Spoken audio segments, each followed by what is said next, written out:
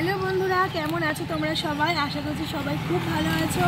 দেখো সকালবেলায় এখন 6টা বাজে, আমরা কিন্তু মা মেয়ে পুরো রেডি।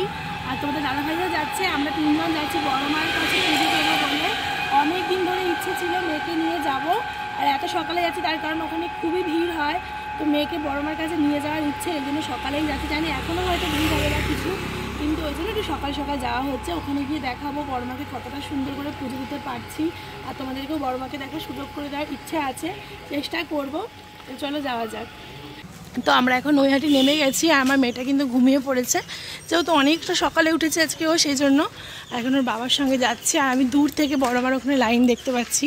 তো আমাদের এখন ডালা কেনাই হয়নি, তো আমরা আগে লাইনে দাঁড়িয়ে যাব, তারপরে ওর বাবা গিয়ে মানে মিষ্টি মালা সব কিনে নেবে। তো জেঠুরা অনেকেই বলছে, কিন্তু এখন আগে আমরা লাইনটা দিয়ে দিই, কারণ মেয়েকে বাড়িতে নিয়ে গিয়ে আবার খাওয়ানোরও ব্যাপার আছে। তো চলো যাওয়া যাক। হাঁপিয়ে গেলাম গো। দেখো আমাদের পুজো দেওয়া হয়ে গেছে, কিন্তু ভিতরে তো মোবাইল অ্যালাউ নেই। আর তাছাড়া মায়ের সামনে গিয়ে ভিডিও করতে আজকে একদমই ইচ্ছা করছিল না, সেজন্য আমরা কোনো ভিডিও করিনি, মন ভরে পুজো দিয়েছি। এবার এখন আমরা বাড়ি যাবো, কারণ মেয়ে গরমে খুব কষ্ট হচ্ছে, ভেঙে যাচ্ছে। এখন বেরোলাম সবে মন্দির, অঞ্জলিতে বেরিয়েছে, এবং যেহেতু ও রয়েছে আমাদের সাথে, তাই আমাদেরকে আগে দিয়ে দিয়েছে, লাইনের আগে আমাদেরকে পুজো দেওয়ার সুযোগ করে দিয়েছে, কারণ ও খুব কষ্ট পাচ্ছিল গরমে। হ্যাঁ, গরমে পুজো দিয়ে বেরিয়ে গেছি আমরা, আর এখন আছি টোটোতে, যাচ্ছি বাড়ির দিকে। আর নিরামিষ কচুরি খেয়েছি, এত গরম লাগছিল, আর সেই সময় ভিডিও করার কথা মনেও ছিল না। আর দেখছো মাকে কি সুন্দর লাগছে। ওকে তুমি কচুরি দাওনি কেন?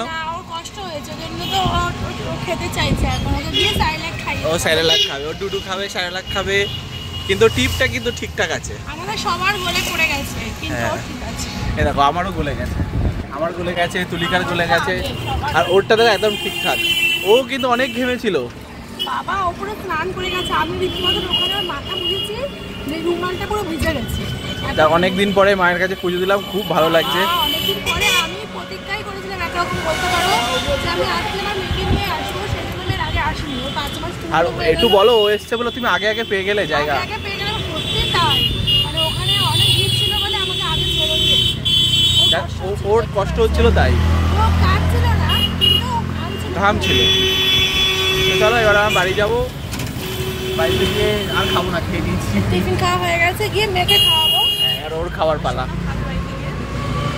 আর আজকে ছিল নীল পুজো, আর আমি যেহেতু এখন মা হয়েছি, তাই আমাকেও সন্তানের মঙ্গল কামনার জন্য নীল পুজো করতে হবে, আর সেটা খুব ভালোবেসেই। আর সেই জন্য দেখো সকালবেলায় ঘুম থেকে উঠে কিন্তু পায়ে আমি আলতা পরছিলাম, কারণ আমরা কিন্তু শুভ কাজ শুরু করার আগে পায়ে আলতা পরে নিই। আর মেয়েরা আলতা পরতে একটু বেশিই ভালোবাসে, আর আমিও কিন্তু আলতা পরতে খুবই ভালোবাসি। ছোটোবেলা থেকে আলতা পরার প্রতি আমার কিন্তু খুব একটা ন্যাক আছে, মানে ভালো লাগে পরতে। তার জন্য 2 পায়ে এখন ভালোভাবে আলতাটা পরে নেব। তারপর পুজোর সব গোছগাছ করে আমি কিন্তু চলে যাব বাবাকে জল ঢালার জন্য। আর তোমরা কারা কারা নীল পুজো করছো আমাকে কমেন্ট করে জানিও। আমাকে অনেকে বলেছে এত ছোট বাচ্চার মা নাকি পুজো করে না, কিন্তু আমি তো করবোই, আমার ভালো ইচ্ছা। তো বন্ধুরা দেখো, তোমরা সবাই জানো আজকে নীল পুজো, নীল ষষ্ঠী। তো আমি প্রথমবার আমার মেয়ের জন্য নীল ষষ্ঠী পুজো করব, মহাদেবের পুজো করব। তো দেখো এখানে ডালা নিয়ে নিয়েছি, এখানে সাজিয়ে হচ্ছে আমার শাশুড়ি মায়ের জন্য সাজিয়ে দেবো, আর এই ঝুড়িতে হচ্ছে আমার মা আর আমার জন্য আর কি সাজিয়ে নেবো। ঝুড়ির কম আছে, ডালাও এই সাজিয়েও কম আছে।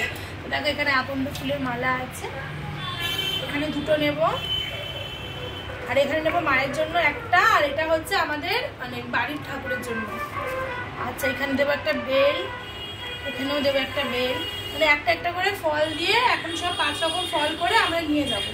তরমুজটা কি করব? আসলে তরমুজটা 5 রকমের মধ্যে আনিনি, আলাদা করে আনা হয়েছে। এটা আর কি উপোস ভাঙার পর একটু ফল খেতে লাগবে, তো সেই জন্য তরমুজটা আর কি নিয়ে এসেছি আমরা।